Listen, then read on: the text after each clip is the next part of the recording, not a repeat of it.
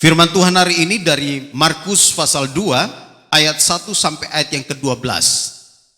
Markus 2 ayat 1 sampai ayat yang ke-12. Markus 2 ayat 1 sampai ayat yang ke-12. Perhatikan bagian firman Tuhan itu. Saya membaca beberapa ayat saja untuk menegaskan apa yang tadi sudah kita baca. Saya baca ayat 1 sampai ayat 5 saja. Orang lumpuh disembuhkan. Kemudian sesudah lewat beberapa hari, waktu Yesus datang lagi ke Kapernaum, tersiarlah kabar bahwa ia ada di rumah. Maka datanglah orang-orang berkerumun sehingga tidak ada lagi tempat, bahkan di muka pintu pun tidak. Sementara ia memberitakan firman kepada mereka, ada orang-orang datang membawa kepadanya seorang lumpuh, digotong oleh 4 orang. Tetapi mereka tidak dapat membawanya kepadanya karena orang banyak itu. Lalu mereka membuka atap yang di atasnya.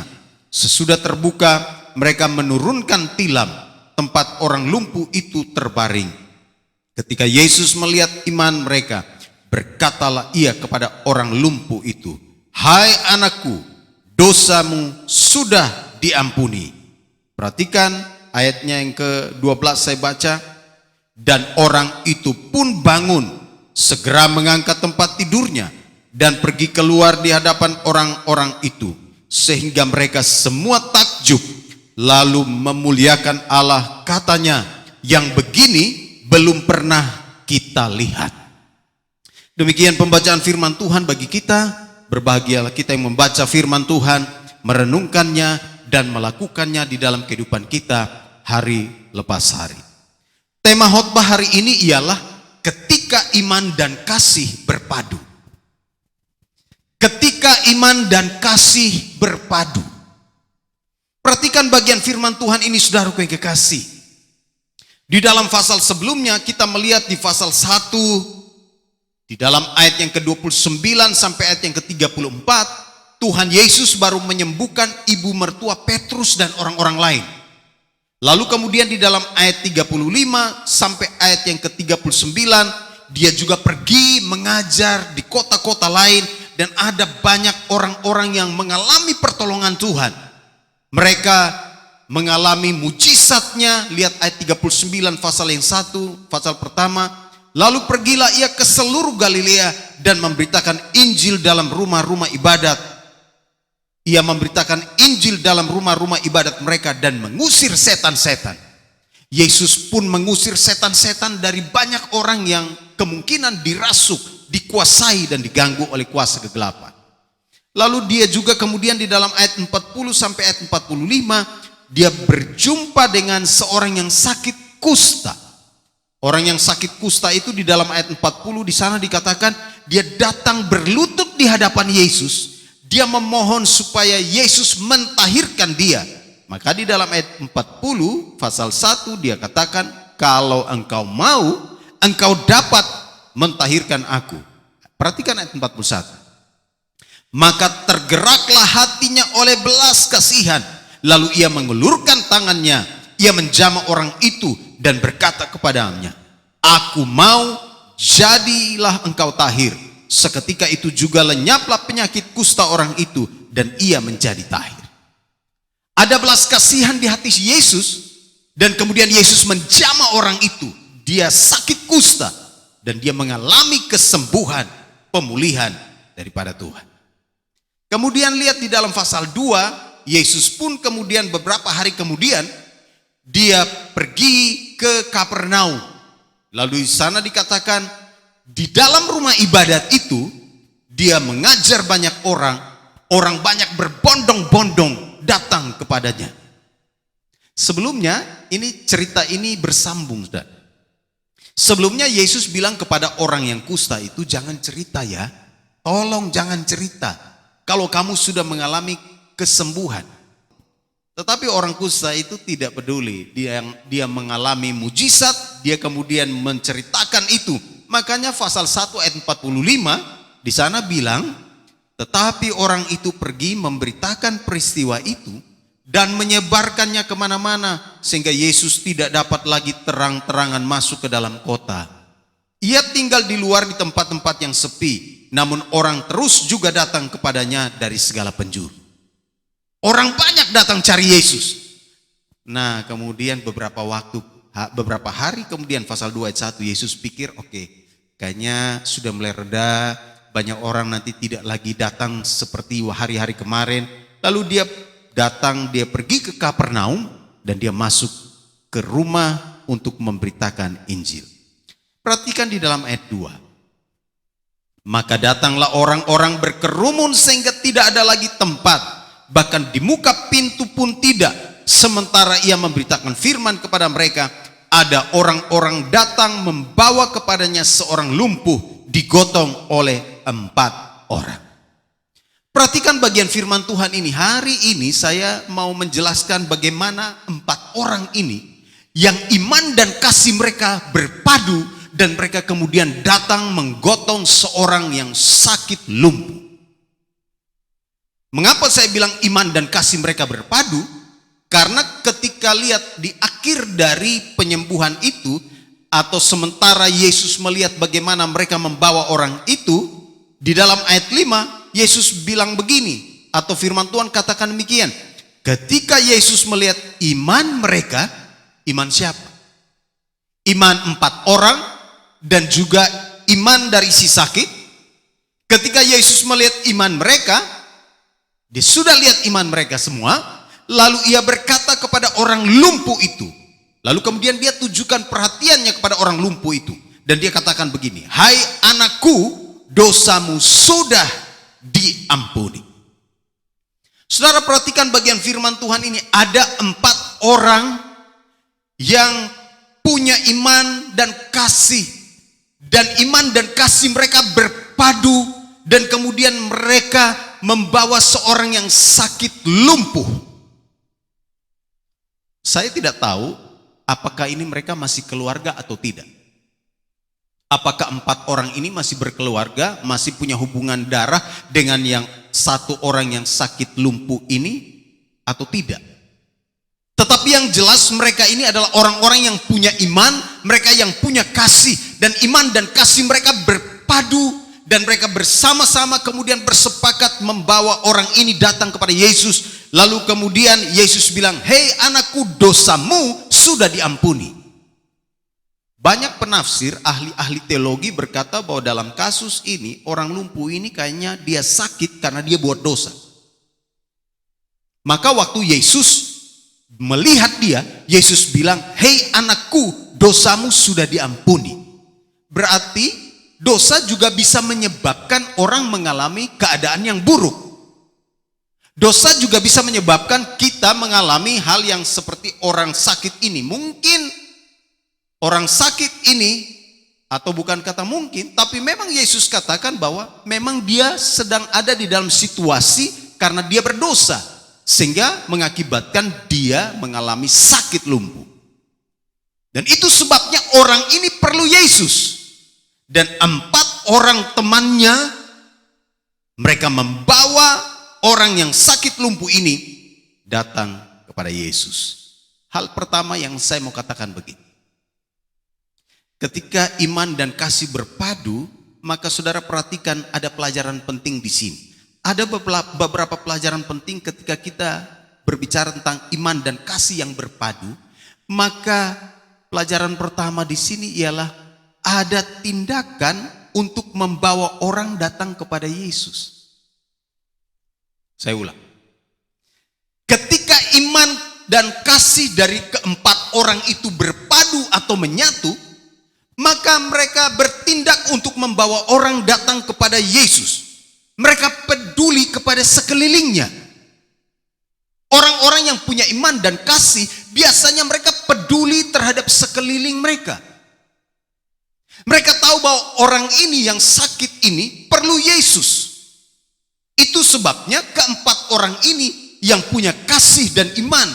Iman dan kasih mereka berpadu, menyatu. Dan mereka katakan begini, kamu perlu Yesus dan kami harus membawa kamu datang kepadanya. Itu sebabnya orang Kristen yang berkata dia punya iman dan kasih, dia harus wujudkan itu dengan tindakan nyata untuk membawa orang datang berjumpa dengan Yesus. Sebab ada banyak orang yang punya masalah. Sebab ada banyak orang yang punya pergumulan. Ada banyak orang yang sedang berada dalam situasi sulit dan mereka tidak tahu solusinya seperti apa. Dan kita yang punya iman, kita yang punya kasih, iman dan kasih kita berpadu untuk membawa orang-orang itu datang berjumpa dengan Yesus yang adalah sumber jawaban atas setiap masalah dan pergumulan-pergumulan mereka. Dan keempat orang ini mereka tahu ini orang perlu Yesus, dan kita, mereka katakan, kita harus bawa dia datang kepada Yesus. Jadi orang Kristen jangan hanya menikmati kasih karunia Tuhan begitu saja. Jadi orang Kristen jangan jadi orang Kristen egois. Jadi orang Kristen jangan jadi orang Kristen yang cuman terus menikmati kasih karunia Tuhan, tetapi harus juga kita membagikan itu. Kita harus menyatakan kasih Kristus juga kepada sekeliling kita, supaya mereka yang sedang punya masalah, mereka yang sedang punya pergumulan dapat datang dibawa kepada Yesus, dan kita harus membawa mereka untuk berjumpa dengan Yesus. Sebab apa? Yesus adalah sumber jawaban atas setiap masalah dan pergumulan-pergumulan kita. Orang Kristen itu harus peduli kepada lingkungan sosial. Orang Kristen itu harus peduli terhadap sesama. Kita bicara tentang kasih minggu lalu, bukan? Kita tidak hanya mengasihi Tuhan, tetapi kita juga harus membuktikan kasih kita kepada Tuhan dengan mengasihi sesama. Kasih itu bicara tentang vertikal dan horizontal. Kasih kepada Tuhan, kasih kepada sesama. Dan salib Kristus bicara tentang kasih kepada Allah, kasih juga kepada sesama. Itu sebabnya ketika kita bicara bahwa kita punya iman dan kasih, maka bukti iman dan kasih yang berpadu itu harus membawa orang untuk datang kepada Yesus. Bukan apa yang kita pakai hari ini, bukan apa yang kita miliki hari ini yang kita nikmati untuk diri kita sendiri, itu yang kemudian Tuhan mau. Tetapi yang Tuhan mau ialah kita harus peduli untuk membawa jiwa-jiwa, kita harus peduli untuk melihat orang-orang di sekeliling kita yang perlu Yesus, dan kita harus siap untuk membawa mereka datang kepada Yesus sebagai bukti bahwa kita memiliki iman dan kasih.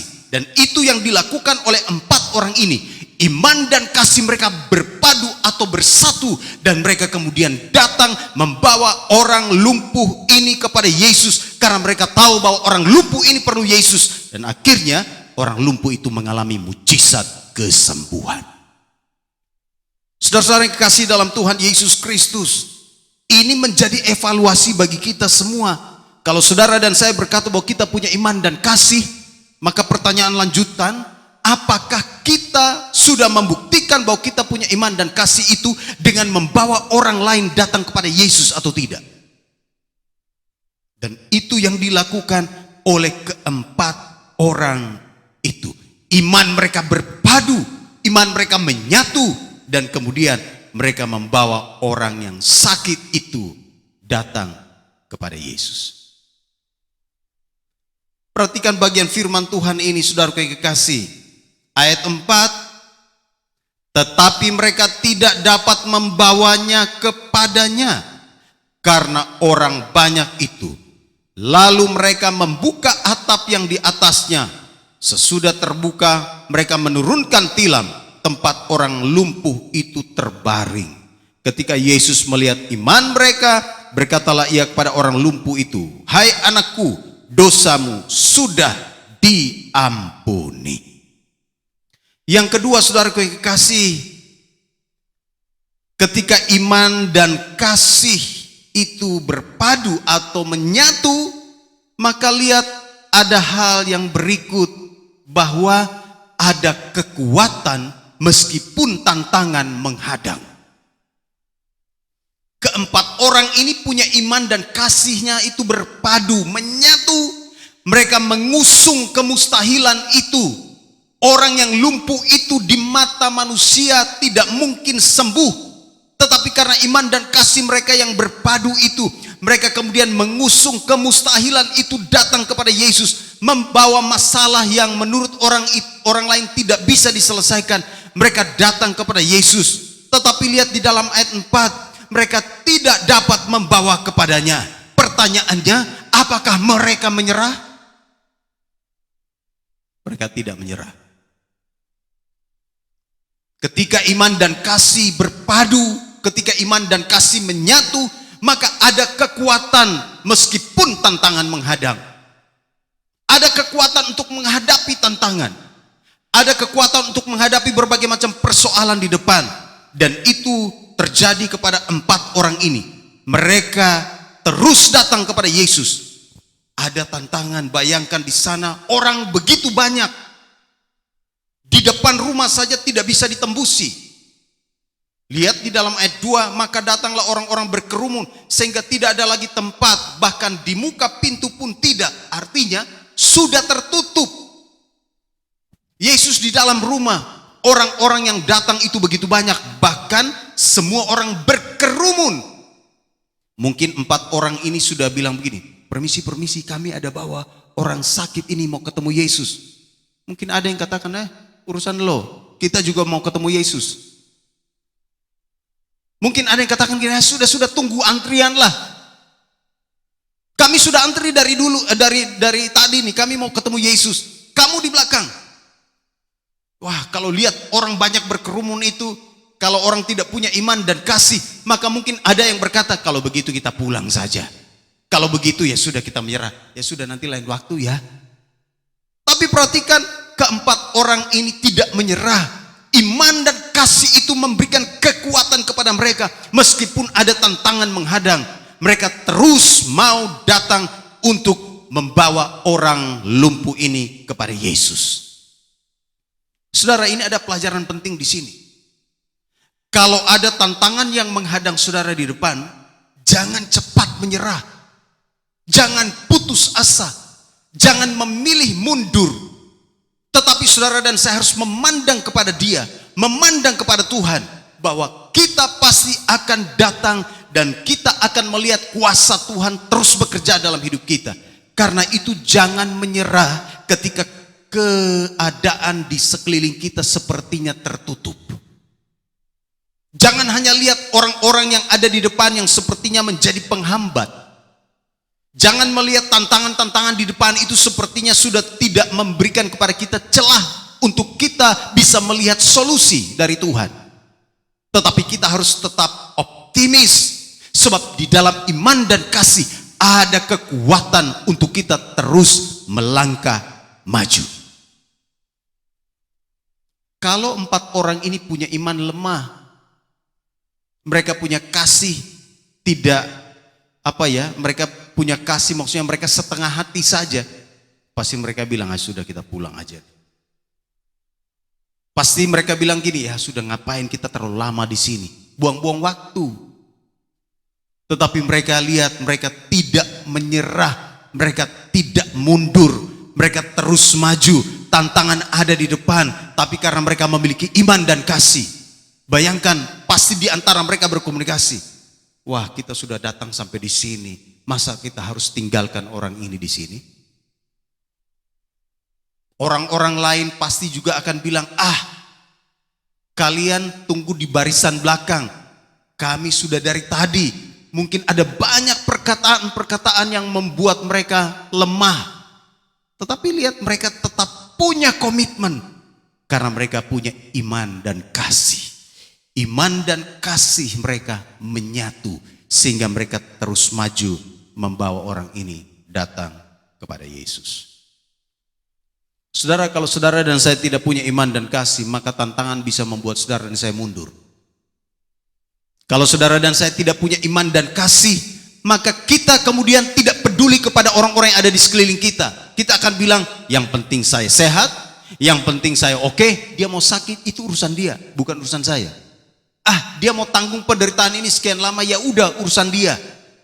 Tetapi kita tidak melakukan itu. Sebagai orang-orang yang sudah mengalami kasih Kristus, kita pun harus membawa orang-orang yang memerlukan Yesus untuk datang berjumpa dengan Dia dan menerima pemulihan dan kesembuhan dan kemenangan serta kelepasan dari Dia. Itu sebabnya perhatikan bagian firman Tuhan ini, saudaraku yang kekasih. Pelajaran penting dari ke-4 orang ini begitu luar biasa.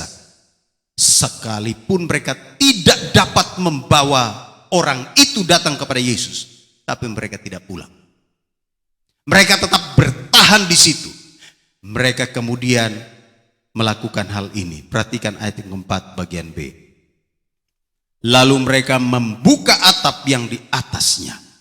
Sesudah terbuka, mereka menurunkan tilam, tempat orang lumpuh itu terbaring. Saudara, perhatikan bagian firman Tuhan ini. Mereka tidak kehabisan akal, bukan? Mereka tidak kehabisan akal, ya. Mereka kemudian membuka atap yang ada di atasnya. Wah, ini kalau saya jelaskan ini menarik sekali, saudara. Ketika iman dan kasih itu berpadu, maka ada hikmat untuk membuat terobosan. Kalau saudara dan saya punya iman dan kasih, maka tidak ada kata menyerah. Kita pasti akan melakukan terobosan karena ada hikmat yang diberikan kepada kita. Mereka mungkin bercakap-cakap saat itu, ya. Wah, ini tidak bisa. Gimana caranya? Gimana solusinya? Cari pintu samping ada enggak? Enggak ada. Cari ada jendela yang bisa terbuka yang kita bisa masukin orang ini atau gimana? Enggak ada. Wah, ini ide brilian nih. Mungkin ada satu temannya yang bilang begini, sekeliling rumah ini sudah full dengan orang, tidak ada jalan, di atas saja kita kasih turun dari atas. Ini kan sudah pikiran out of the box. Orang-orang yang punya iman, mereka selalu punya hikmat untuk bisa menemukan solusi dan jalan keluar. Amin. Orang-orang yang punya iman dan kasih untuk mau melakukan sesuatu bagi saudaranya, bagi kerabatnya, bagi sekelilingnya, maka biasanya ada hikmat yang Tuhan kasih kepada mereka sehingga mereka bisa membuat terobosan-terobosan baru. Dan ini dilakukan oleh 4 orang itu. Mereka kemudian membongkar atap yang ada di atas. Saudara, jangan bayangkan rumah itu tingginya cuma 2 meter, 3 meter. Rumah saat itu pasti agak sedikit lebih tinggi. Lalu kemudian bagaimana caranya untuk mengangkat orang lumpuh di tilam? 4 mereka harus naik ke atas atap rumah. Ini tidak gampang. Bisa-bisa orang lumpuh ini jatuh dan patah tulang lagi. Iya kan? Saudara bayangkan ini. Bagaimana mereka harus mengangkat. Mereka tidak ada punya perencanaan sebelumnya kan. Dari rumah mereka hanya datang dengan bawa tilam dan oke, datang ketemu Yesus. Mungkin Yesus keluar dari pintu depan, bertemu dengan orang ini, kemudian Yesus menjamah dan sembuh. Tapi ternyata rencana plan A mereka itu tidak terlaksana. Tapi lihat, mereka ada hikmat untuk buat plan B. Ada terobosan yang mereka buat. Sudah, kita naik ke atas saja. Semua orang di sini tidak izinkan kita masuk. Biar kita bawa dia naik ke atas. Bongkar itu atap, turunkan dia tepat di depan Yesus. Ada kerja-kerja yang luar biasa. Orang yang punya iman dan kasih biasanya ada hikmat untuk mereka membuat terobosan. Mungkin mereka pergi cari tali untuk ikat tilam ini. Bagaimana mereka harus mengangkat ke atas 4 orang ini, angkat dengan tilam loh. Ini bukan dipikul orang itu. Mereka harus angkat sampai ke atas, bongkar atap, kemudian bagaimana cara menurunkannya? Cari tali lagi mungkin di situ, ikat di semua 4 sudut, kemudian kasih turun pelan-pelan. Ini bagaimana? Oh, tapi ini yang dibilang, kalau orang itu punya iman dan kasih, maka selalu ada hikmat bagi mereka untuk membuat terobosan. Tidak ada masalah yang tidak bisa diselesaikan, bukan? Amin. Kalau saudara dan saya punya hikmat dari Tuhan, pasti semua masalah bisa diselesaikan. Setiap masalah pasti ada solusinya. Yang penting kita datang kepada Tuhan. Yang penting kita memohon hikmat daripada Tuhan, supaya Dia memberikan hikmat kepada kita, sehingga setiap masalah-masalah kita bisa kita temukan solusinya. Jangan selalu berkata, oh masalah saya kayaknya gak ada solusi. Oh iya, kamu kurang hikmat. Jangan bilang, oh masalah saya ini kayaknya berat, kayaknya ini nggak bisa selesai ini. Berdoa minta hikmat dari Tuhan. Orang yang punya iman dan kasih, biasanya ada hikmat yang Tuhan berikan kepada mereka, sehingga mereka sanggup membuat breakthrough. Mereka sanggup membuat terobosan. Dan 4 orang ini, mereka melakukan terobosan. Mereka membawa orang sakit itu, orang lumpuh itu. Mereka menaikkannya ke atas rumah, membongkar atap, menurunkannya tepat di depan Yesus. Saudara, saya mau katakan begini kepada kita semua. Ketika kita ada di dalam situasi-situasi sulit kehidupan, jangan pernah putus asa dan menyerah. Meskipun sepertinya tidak ada celah untuk kita menemukan jalan atau solusi, tapi tetap bertahan dan minta hikmat Tuhan. Dan biasanya jalan keluar Tuhan selalu sediakan bagi kita semua. Amin. Saya teringat satu bagian firman Tuhan yang selalu kita biasanya renungkan di 1 Korintus 10 ayat yang ke-13. Pencobaan-pencobaan yang kamu alami ialah pencobaan-pencobaan biasa yang tidak melebihi kekuatan manusia. Sebab Allah setia dan karena itu Ia tidak membiarkan kamu dicobai melampaui kekuatanmu. Pada waktu kamu dicobai, Ia akan memberikan kepadamu jalan keluar sehingga kamu dapat menanggungnya. Perhatikan jalan keluar. Di tengah-tengah masalah-masalah dan pergumulan-pergumulan kita, biasanya ada jalan keluar yang Tuhan sudah kasih di situ. Hanya biasanya mata orang itu lebih terfokus kepada masalah, mata orang lebih terfokus kepada pergumulan, mata-mata kita biasanya lebih terfokus kepada tantangan yang ada di depan, sehingga akhirnya kita tidak lagi melihat jalan keluar yang ada di sekeliling kita. Itu sebabnya orang yang 4 orang tadi, mereka lihat pasti ada jalan di tempat ini nih, pasti ada solusi, dan mereka dengan hikmat Tuhan, mereka kemudian membongkar atap rumah itu. Ada resiko yang harus mereka tanggung, bukan? Ini bongkar rumah orang, ini bukan bongkar rumah sendiri. Tapi lihat, orang-orang yang punya iman dan kasih, mereka siap menerima resiko. Ya pasti mereka tidak akan bongkar saja begitu ya. Saya yakin mereka tanggung jawab. Ya kan? Masa dia bongkar aja habis kemudian dia pergi? Enggak lah. Pasti dia tanggung jawab. Pasti 4 orang ini tanggung jawab. Mereka sudah pikirkan resiko-resiko apa. Tapi yang penting mereka mau agar orang yang sakit lumpuh ini berjumpa dengan Yesus. Sehingga akhirnya Yesus menjamah dia. Dan menarik sekali saudaraku yang kekasih, mereka menurunkan orang itu tepat di depan Yesus. Luar biasa. Nanti saudara bisa baca bagian di Matius 9 ayat 1 sampai 8 dan Lukas 5 ayat 17 sampai 26. Itu paralel dengan ayat ini.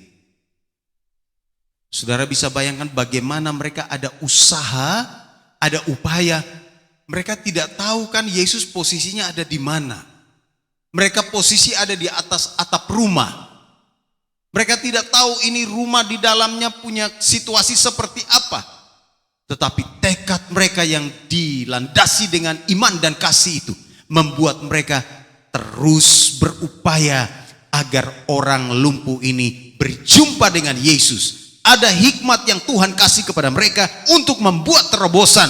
Dan akhirnya mereka mencapai tujuan iman mereka. Bahwa orang ini, teman saya, kerabat saya, mengalami kesembuhan, pemulihan daripada Tuhan. Kalau saudara kekurangan hikmat, Yakobus katakan minta hikmat dari Tuhan. Selesaikan masalah jangan pakai emosi, pakai hikmat baru benar. Banyak kali orang menyelesaikan masalah itu pakai emosi, maka masalahnya tidak selesai, justru tambah masalah. Kita harus menyelesaikan masalah dengan hikmat. Menemukan jalan keluar dengan hikmat Tuhan. Dengan hikmat Tuhan kita bisa melakukan terobosan. Dengan hikmat Tuhan kita bisa melihat, membuat strategi-strategi untuk mencapai tujuan yang terbaik. Karena itu mintalah hikmat dari Tuhan.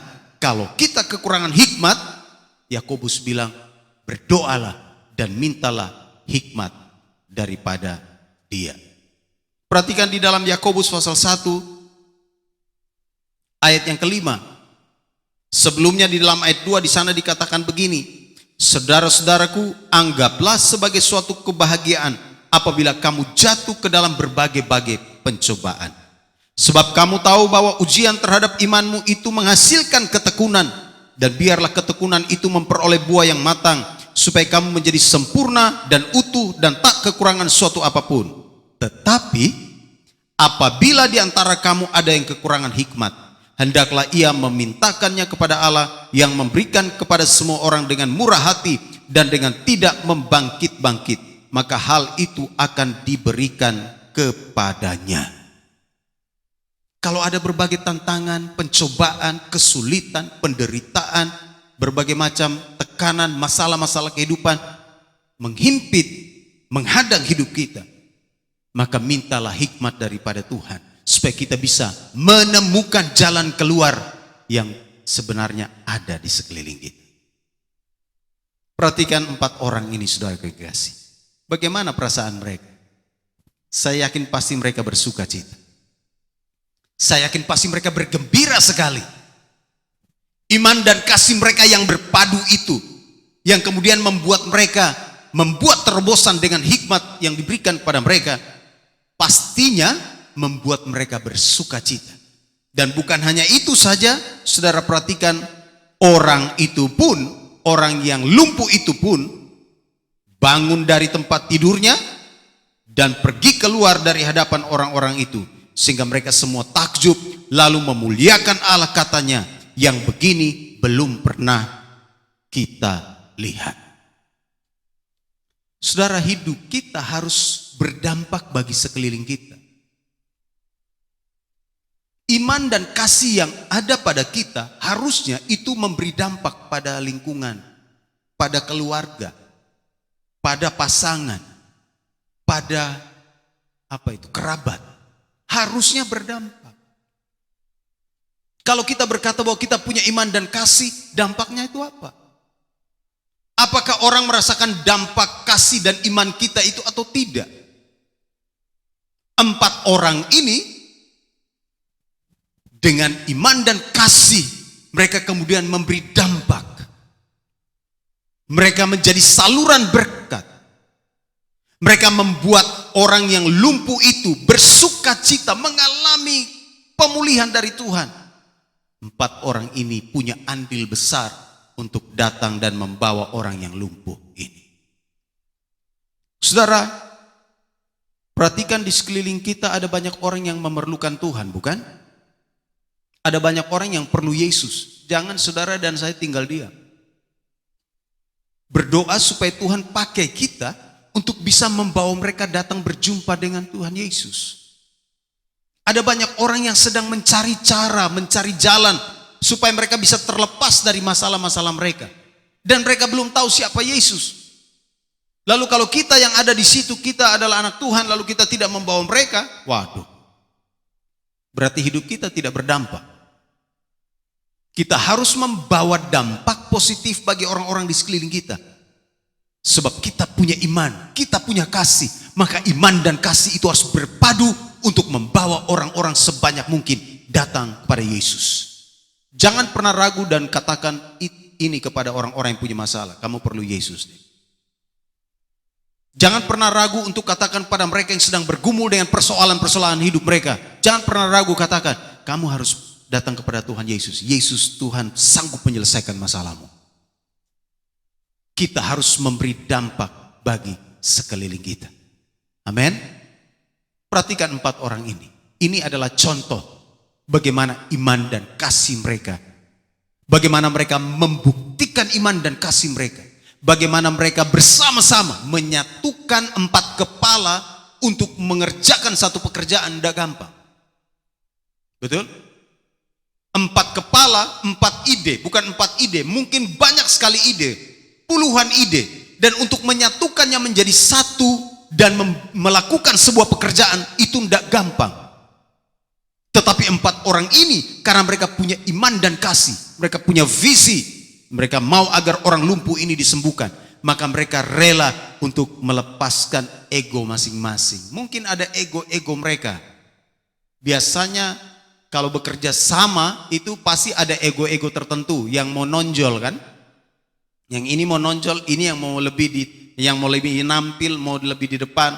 Tapi saudara lihat, mereka berhasil tidak membuat ego mereka akhirnya membuat pekerjaan yang mereka sudah rencanakan ini berantakan. Mereka turunkan itu bersama-sama, sehati. Turunkan ini sama-sama. Saya coba membayangkan kalau satu bilang, saya bisa kasih turun sendiri. Dia lepas itu tali sendiri, maka yang terjadi adalah orang lumpuh itu terjun bebas. Tapi bagaimana mereka menurunkan tali itu dengan kesehatian, sabar ya. Oke, kerjasama. Jangan terlalu cepat, ini udah miring. Pelan-pelan lagi. Jangan, ya hati-hati. Belok lagi.